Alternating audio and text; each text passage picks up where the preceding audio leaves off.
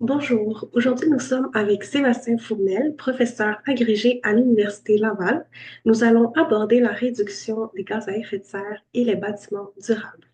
Donc, quelles pratiques agricoles spécifiques permettent de réduire les émissions de méthane et d'ammoniac dans les fermes porcines? Donc, d'entrée de jeu, la première méthode, c'est d'améliorer globalement la productivité à l'échelle de la ferme. Donc, que ce soit en réduisant le nombre de porcelets, le taux de mortalité, l'indice de conversion alimentaire. Donc, aussitôt qu'on améliore la productivité des fermes, donc on consomme moins de ressources et donc on améliore globalement la l'impact environnemental de la ferme de façon générale, donc, et de sur quoi les différentes émissions.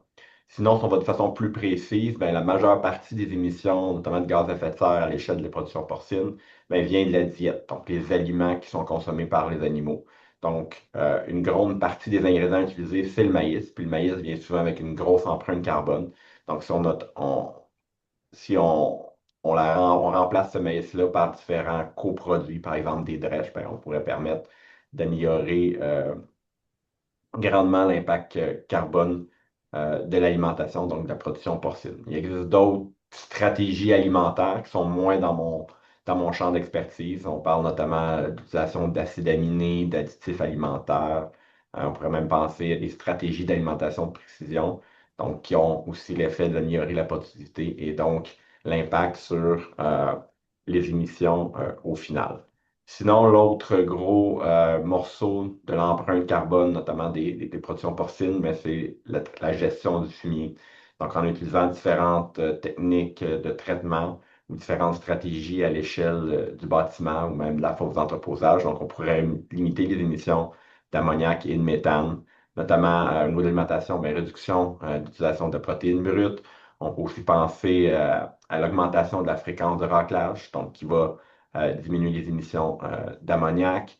Les émissions d'ammoniac sont aussi liées beaucoup à la température. Donc, si on baisse la température des salles, si on va aussi jouer au niveau de la température du lisier, donc il existe des systèmes de refroidissement du lisier à proprement parler. On peut aussi utiliser des additifs dans le lisier, donc qui permet justement de diminuer les émissions de- de- d'ammoniac.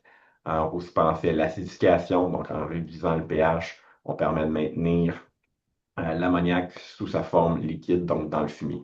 Pour ce qui est du méthane, ça va beaucoup travailler au niveau de la fosse, notamment si on a la chance de retarder l'épandage au printemps. Donc, si on retarde l'épandage, le lisier reste plus frais plus longtemps et donc ça limiterait les émissions de méthane. On pourrait aussi penser à effectuer une vidange supplémentaire, notamment en été, si on a la possibilité d'avoir des céréales. Donc, après ça, épandre à ce moment-là. Donc, souvent, ça permet d'abaisser la quantité de fumier dans la fosse à des températures élevées, donc limiter l'émission de méthane. On peut aussi penser à des stratégies peut-être au bâtiment, au niveau de la séparation des phases, donc d'avoir des technologies qui permettent de séparer le fumier. Donc, généralement, ça va aussi engendrer une baisse des émissions de méthane, comme la partie liquide va contenir moins de matière organique. Il y a aussi des couvertures de fosses, la biométhanisation qui peuvent aussi être des technologies qui permettent de conserver les nutriments ou de gérer différemment le fumier pour limiter les émissions de méthane au niveau de l'atmosphère. Puis sinon, il y a aussi de la gestion du fumier lors de l'épandage. Donc, si on épand au moment opportun, si on incorpore le fumier, donc on permet de garder l'azote dans le fumier et au niveau du sol, et donc limiter les émissions azotées, que ce soit l'ammoniac ou éventuellement le protoxyde d'azote. Donc, sinon, la dernière petite chose sur laquelle on peut travailler, c'est au niveau des énergies alternatives ou renouvelables, donc qui permettent de limiter l'utilisation des combustibles fossiles et donc de sur quoi on limite les émissions de gaz à effet de serre. Comment la biométhanisation contribue-t-elle à améliorer l'efficacité énergétique, générant des revenus supplémentaires pour les producteurs?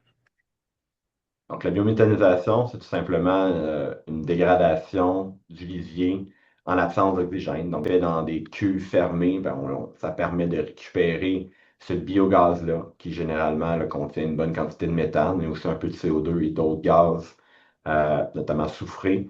Donc, après un certain traitement, ce biogaz-là peut notamment être revendu à énergir sur dans les conduites de biogaz, donc être ensuite revendu là, pour utilisation par différents particuliers. Donc, ça assure un certain revenu de la part du producteur. Puis c'est sûr que l'autre coproduit provenant de la luminisation, c'est aussi le digesta, donc une certaine valeur fertilisante, donc soit utilisé pour une utilisation par le producteur directement, ou évidemment la revente également peut être possible vers d'autres utilisateurs. Donc, ça permet une valorisation énergétique et aussi une utilisation agronomique des différents coproduits de ce traitement-là. Donc, ça assure euh, des bénéfices environnementaux et économiques pour le producteur. OK.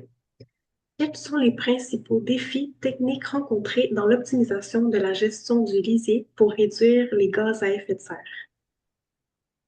Donc, souvent, le principal frein, c'est souvent le coût des technologies. Donc, on a discuté tout à l'heure un peu des technologies de traitement du lisier, que ce soit la séparation, la lisiothermie, les couvertures, l'humidisation, mais souvent, ça implique des investissements qui sont quand même importants.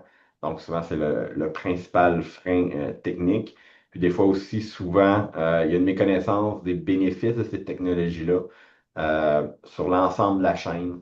Donc, souvent, ces technologies-là vont justement amener peut-être une amélioration de la valeur fertilisante des différents produits issus de la gestion des fumiers et donc peut-être vont limiter ultérieurement l'achat d'engrais synthétiques, donc avoir des bénéfices économiques plus loin dans le cycle de production.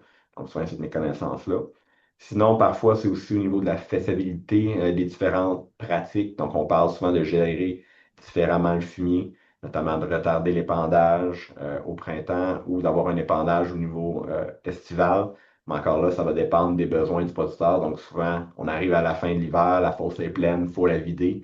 Donc, ce pas tous les producteurs qui peuvent se permettre d'attendre un peu ou éventuellement, ben, si on veut épandre en été, ben, ça prend quand même des champs qui permettent de recevoir ce lisier-là. Donc, si on a des cultures majoritairement de maïs, soya, ben, souvent un épandage d'été va être plus difficile pour être capable de permettre ces diminutions, d'émissions de gaz à effet de serre.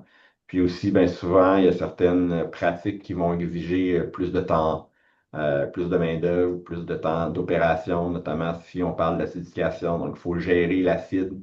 Également, l'application d'additifs au niveau des fois des litières ou du fumier. Donc, ça va demander du temps supplémentaire. Donc, ça va être un autre frein à ces nouvelles pratiques-là qui permettent néanmoins de diminuer les émissions de gaz à effet de serre. Et comment les innovations dans la conception des bâtiments agricoles peuvent-elles améliorer à la fois la durabilité environnementale et la productivité? On va améliorer la productivité, ben, ça prend des animaux qui sont bien, donc que leur bien-être est maximum. Donc, si on améliore le confort du logement ou ou qu'on leur permet d'améliorer l'expression de leur comportement naturel, soit par plus de liberté, plus d'espace, une meilleure socialisation, des planchers confortables, de l'enrichissement, puis qu'on limite aussi les sources de stress, notamment thermiques, par des systèmes de ventilation ou de refroidissement efficace, ben, la croissance des parts va juste être meilleure. Donc, de cette façon-là, ben, on permet d'avoir des gains de productivité, mais également environnemental, parce que si les animaux sont bien puis qu'ils croissent, sont efficaces, donc vont nécessiter moins de ressources, notamment au niveau de l'alimentation ou de l'énergie. Et donc, on va avoir des gains des deux côtés. Autrement, ça peut se faire aussi en maximisant la valeur des différents coproduits ici du fumier. Donc, si on a des technologies comme différents additifs ou la couverture, puis qu'on est en mesure de garder l'azote dans notre fumier et limiter les émissions, notamment d'ammoniac, ben, ça fait en sorte qu'on a justement moins de fertilisants azotés à acheter plus tard. Donc, on peut avoir des gains au niveau de l'efficacité économique de la production. Si on sépare les phases, encore là, on peut avoir une portion liquide qui va être plus concentrée en azote, donc qui va demander, on va pouvoir en mettre moins par superficie, donc faire moins de voyages avec le tracteur, donc consommer moins de carburant notamment. On a aussi une fraction solide qui peut être soit biométhanisée ou générer, par exemple, éventuellement de nouveaux biomatériaux et bioproduits. Donc, avoir soit la vente d'un deuxième coproduit ou un intrant fertilisant de meilleure qualité également. On pourrait aussi penser à l'utilisation de l'effluent gazeux qui sort de la porcherie, donc qui contient beaucoup de chaleur. certains gaz qui pourraient être bénéfiques à d'autres productions, notamment le CO2 qui pourrait servir d'enrichissement pour les plantes dans une serre, par exemple. Donc, si on est capable de maximiser les opportunités à l'intérieur d'une économie circulaire, donc ça pourrait bénéficier la productivité et également l'environnement. Puis, il y a toujours la production d'énergie renouvelable à la ferme, donc soit par la biométhanisation, éventuellement l'utilisation de capteurs solaires, d'éoliennes, qui pourraient générer justement de l'énergie à la ferme, être utilisée à la ferme et limiter l'utilisation des combustibles fossiles. Et selon vous, comment la recherche multidisciplinaire au CRIPA a contribué ou peut continuer à contribuer au développement des innovations pour des bâtiments agricoles plus durables? De façon plus générale, je dirais que pour développer des systèmes de production qui soient durables, ben, c'est un impératif de travailler de façon multidisciplinaire sur l'ensemble de la chaîne de production pour essayer d'envisager des bénéfices, pour en fait éviter d'envisager des bénéfices qui peuvent être bons pour au bâtiment, mais dégrader les résultats environnementaux à l'entreposage, ou dans un autre cas, des fois, on va avoir des technologies qui vont améliorer le bien-être, mais dégrader l'environnement. Donc, le CRIPA, ben, ça permet cela en alliant souvent des forces qui vont autant provenir ou travailler sur la santé, l'agronomie, la nutrition, la microbiologie et également l'ingénierie. Donc, on est capable d'évaluer des techniques ou des technologies sur l'ensemble ou en fait à l'échelle de la ferme, donc du bâtiment jusqu'au champ, que ce soit sur le terrain ou par modélisation. Puis on est capable de le faire sur différents angles, donc de regarder autant les aspects santé, bien-être, environnement et même le caractère économique. Donc, c'est un peu de cette façon-là que la recherche multidisciplinaire au CRIPA nous permet d'avoir un impact bénéfique avec la recherche. Super. Merci beaucoup, Sébastien Fournel, pour votre temps. C'était vraiment très enrichissant. Ça fait un plaisir. Merci de m'avoir reçu.